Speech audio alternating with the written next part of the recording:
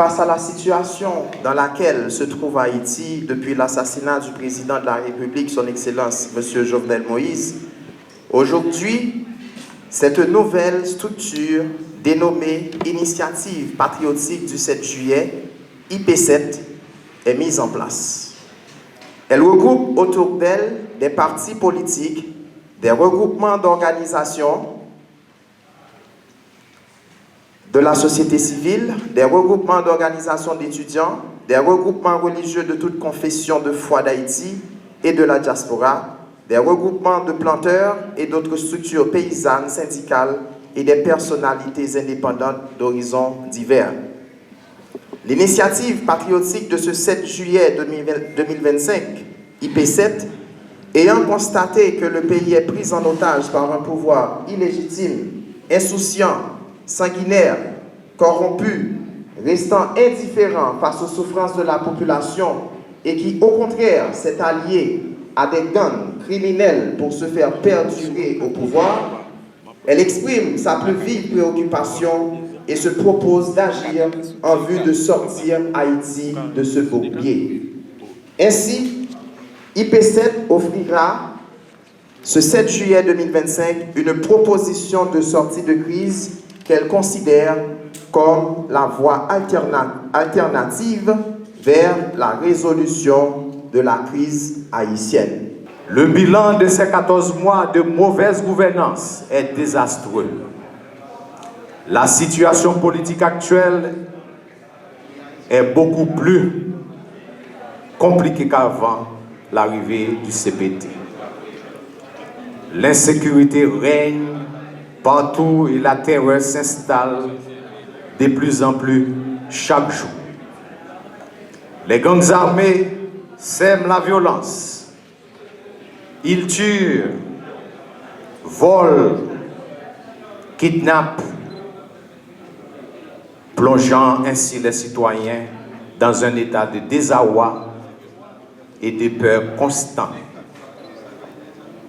Tout cela a comme effet la multiplication des actes d'assassinat, massacres et la destruction totale de l'économie nationale par la fermeture des ports, des aéroports, l'abandon de la plupart des édifices publics aux gangs armés, la dilapidation des fonds du trésor public et l'instrumentalisation grossière de la justice. C'est cela l'essentiel du bilan du CPT. L'État est aujourd'hui absent. L'État est incapable de garantir aux citoyens ce droit fondamental qu'est la sécurité. Il convient donc, en conséquence, de construire un projet alternatif de gouvernement pour une prise en charge des défis auxquels le pays est actuellement confronté.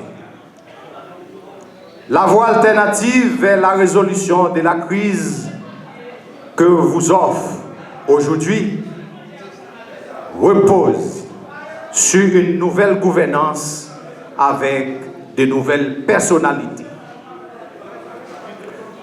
Un organe de contrôle de l'action gouvernementale, OCAG, dont la principale attribution sera de collecter et de rendre public tous les écarts et manquements constatés dans la mise en œuvre de la feuille de route du gouvernement provisoire et dans la gestion des affaires publiques. Aussi, l'initiative patriotique du 7 juillet, l'IP7, s'engage à accompagner le peuple haïtien dans toutes les revendications et mouvements démocratiques, tout en exigeant justice et réparation pour toutes les victimes de la violence des gangs, notamment les femmes et les filles violées, les personnes kidnappées, les déplacés forcés, les familles des personnes décédées. Se procurer les moyens appropriés en vue de réunir les conditions nécessaires pour forcer les conseillers présidents soupçonnés et inculpés de différents cas de corruption à quitter sans délai le pouvoir. Prendre, le cas échéant, toutes les dispositions afin de conduire le peuple à un soulèvement général, à une insurrection populaire en vue de chasser du pouvoir le CPT, le gouvernement fils aimé et leur clique de prédateurs antinationaux.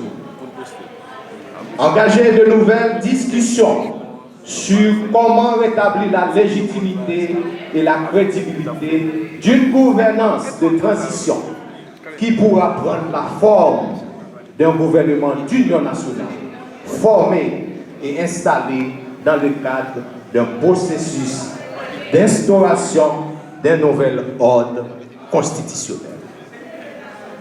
J'aimerais te dire dans le début, parole moi, proposition de sortie de crise qui c'est la voie, l'alternative vers la résolution de la crise haïtienne, c'est le seul chemin pour nous sortir là. Je dis à pas l'autre alternative. Nous pour aller dans l'esprit et l'aide constitution dans l'article 149 là qui dit mais qui ça doit faire. C'est choisir un premier ministre, monter un cabinet ministériel et puis conseil ministre sous la présidence du premier ministre les gagnants pour le faire tout ça qui est pour faire jusqu'à l'organisation des élections, remettre le pouvoir avec un président qui est élu constitutionnellement par le peuple haïtien.